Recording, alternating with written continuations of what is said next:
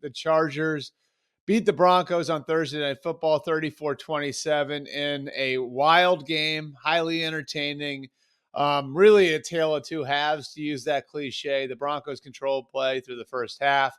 Then you had the bizarre, rare free kick situation at the end of the first half. That's good on that's good on Jim Harbaugh for knowing the rule, having command, and calling the timeout. Before that to force the Broncos to punt, which put them in that situation. That flipped some of the momentum going into the second half. Instead of 21-10, it was 21-13.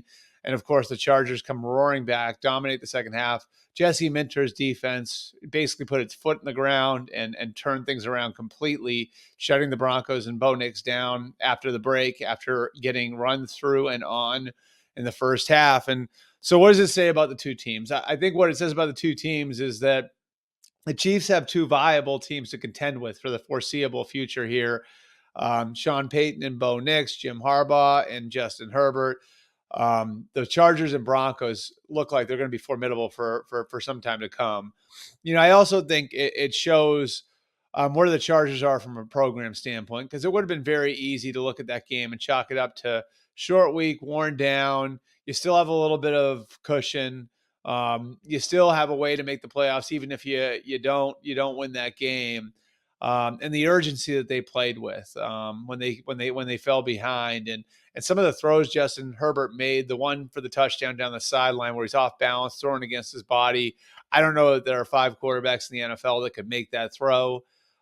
We saw them able to lean on the running game more this week than they have the last few weeks without J.K. Dobbins. They'll be getting Dobbins back soon. My understanding is by the end of the regular season.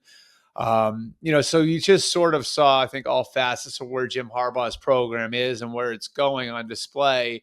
Now almost certainly the Chargers are going to be in the playoffs. The next 2 weeks, they have the Patriots and Raiders. They win one of those games, they're in, and they may not even have to wait. If the Dolphins and Colts lose on Sunday, then the Chargers will clinch. As for the Broncos, they have put themselves in a bit of a precarious position here. They still likely make the playoffs, but now the door is back open for the Cincinnati Bengals. The Bengals play on Sunday against the Browns. If they're able to beat the Browns, which they should be able to do, now all of a sudden they go into a Week 17 game against the Broncos with a chance to steal the tiebreaker and move to within a game of the Broncos at the bottom of the AFC playoff picture.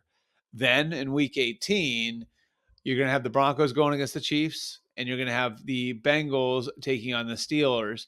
And if the Chiefs are playing for the number 1 seed, and obviously that's still up in the air, we'll see what happens over the next 6 days with the Chiefs, what happens on Saturday, what happens on Christmas Day.